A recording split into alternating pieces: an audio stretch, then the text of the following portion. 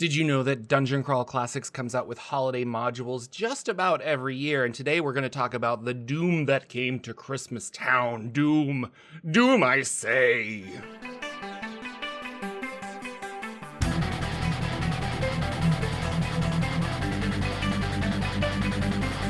Hey everybody, Jordan here, the PH is silent. We're going to talk about the doom that came to Christmas Town. This is the 2020 Level 2 Holiday Adventure from Dungeon Crawl Classics. I have ran this in the past, and the reason I'm bringing it up is I'm going to run it next week for my DCC group. We're going to take a little break from our main campaign and jump into a fun holiday game that should be just silly and grand. If you're interested in this or any of the other holiday modules, there are links down below. Again, if you buy a physical copy off of Goodman Games, I believe it comes with a redeemable code on drive-thru, or if you buy it from drive-thru, that is an affiliate link, and a little bit helps the channel. So let's take a look. All right, I don't have all of these, but I do have quite a few of them, and I wanted to highlight some of the ones that are recent and that I've ran. So I ran this one a while ago. This is The Old Gods Return, a 2013 holiday module, and we had a really good time with this. So in 2018, we have Home for the Holodeath, which was the MCC version of this, and then this is the one we're going to be talking about in 2020, The Doom That Came to Christmas Town, which I think the cover is just amazing. 2021, we had Feast of the Gobbler Witch. I actually haven't read this one. I'm not sure, but it's a level 0 adventure, which are always great. And then the latest one, this is Holiday Adventure Module number 11. Dungeon Crawl Classics Came the Monsters of Midwinter, which if you get a physical version includes scratch-off in-game advent calendar, but it also is here that you can print it off and stuff. I just picked this up. Should be really fun. But like I said, we're going to talk about the doom that came to Christmas Town because I have ran this in the past. I'm going to be running it again, which is the fun thing about modules.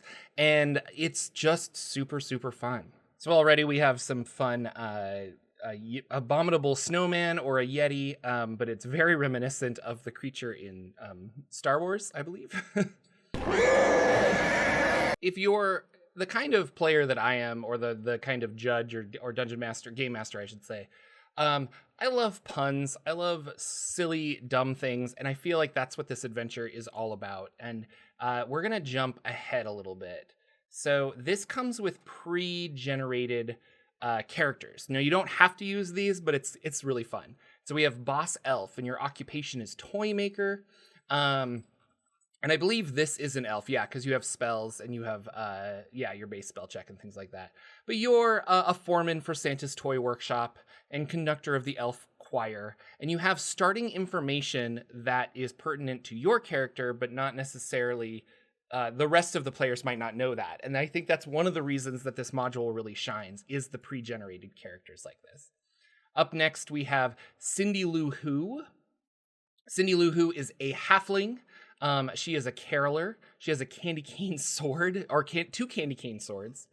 And she's got some special abilities. And yeah, you're Cindy Lou Who. You're a halfling from the neighboring town of Whoville. So lots of just funny, awesome stuff to begin with.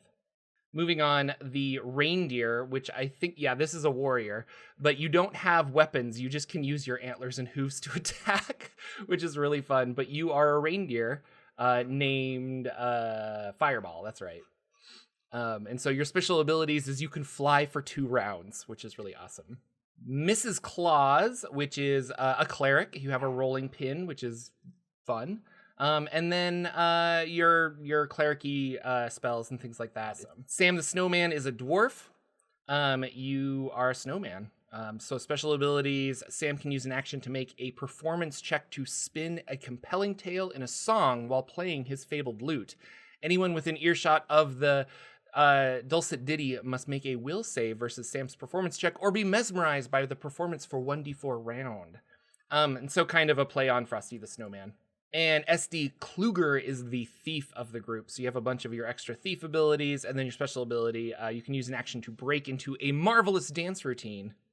And again, if you have fun players, this is just hilarious. And yeah, the last one is Winter, who is the wizard. And you're a wizard formerly known as Winter Warlock, and you have all of your fun spells, and I just love the art. So jumping back to the very beginning here, the adventure background is that the Yule light is dying. And so, perched atop its majestic pine of old, the strange gemstone tree topper has sat for untold millennia, shining its joyful and life-giving light all over the world, or this festive winter area. But a malignant shadow is growing within its magnificent heart, and it's up to our friends to figure out what is going on. So the adventure begins with the PCs summoned to the bedside of stricken Lord Kloss, Guardian of the North.